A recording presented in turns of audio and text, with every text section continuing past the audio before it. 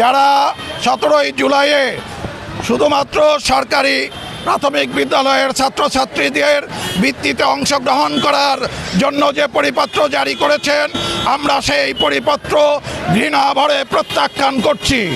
আমরা চাই 2009 সনে যে পরিপত্রের মাধ্যমে পঞ্চম শ্রেণীর সকল ছাত্রছাত্রী সমাপনী এবং বৃত্তি পরীক্ষায় অংশগ্রহণ করেছিল 2020 সাল পর্যন্ত, সেই পরিপত্র পুনরায় চালু করার আহ্বান জানাচ্ছি। আমরা চাই এদেশের প্রতিটি শিশুর যে অধিকার রয়েছে, প্রতিটি শিক্ষার্থীর অধিকার রয়েছে সরকারি প্রাথমিক ভিত্তিতে অংশগ্রহণ করার, না হয় এরা বৈষম্য সৃষ্টি করবে এবং একটি অমানবিক একটি সিদ্ধান্ত চাপিয়ে দেওয়া হবে এই শিক্ষার্থীদের উপর।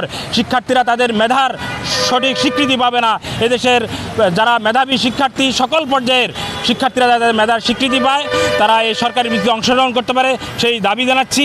এবং যদি সরকার এই পরিপত্র অবিলম্বে প্রত্যাহার না করে, বাংলাদেশ কিন্ডারগার্টেন ঐক্য পরিষদের ব্যানারে সারা বাংলাদেশে আন্দোলন চলছে এবং এই আন্দোলন পর্যায়ক্রমে আরও দুর্বার গতি পাবে এবং এই সরকারের যারা এই ধরনের অন্যায় এবং গণতান্ত্রিক এবং অমানবিক সিদ্ধান্ত নিয়েছে, তাদের বিরুদ্ধে আমরা আন্দোলন গড়ে তুলব এবং কঠোর থেকে কঠোর আন্দোলন হবে ইনশাল্লাহ। বসুন্ধরা ডায়াপেন্ট এখন আরো উন্নত। এই hot air through top sheet দ্রুত শোষণ করে সোনামণিকে দেয় কোমল অনুভূতি। আমরা যদি পুরো ঢাকা অঞ্চলটাকে ধরি অথবা শুধু গাজীপুর অঞ্চলটাকেও ধরা হয়, তাহলে সেই ক্ষেত্রে গাজীপুরে বেশিরভাগ স্কুল হচ্ছে বেসরকারি স্কুল। তো বেসরকারি স্কুলগুলোতে তো স্টুডেন্ট সংখ্যা বেশি।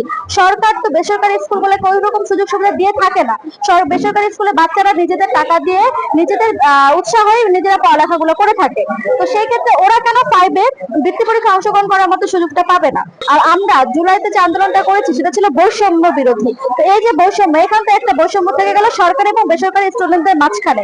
তো এই যে বৈষম্যটা দূর করার জন্য এবং আমাদের যে ক্লাস 5-এর বাচ্চারা, তাদের যে অধিকারটা, তারা তো বৃত্তি পরীক্ষা অংশগ্রহণ করার সুযোগ পাওয়ার ন্যায্য অধিকার তাদের, সেই অধিকারটা আদায় করার জন্যই আমরা মূলত আজকে মানববন্ধন করেছি এবং এই বিক্ষোভ মিছিল করেছি। বৃত্তি পরীক্ষাটা হচ্ছে সকল স্টুডেন্টদের একটা মেধা যাচাইয়ের একটা পরীক্ষা। তো এটা শুধুমাত্র কেন সরকারি প্রতিষ্ঠানের ক্ষেত্রেই থাকবে, বেসরকারিতে কেন থাকবে না? কারণ আমাদের সরকারি প্রতিষ্ঠানের চাইতে বেসরকারি প্রতিষ্ঠানগুলো অনেক বেশি।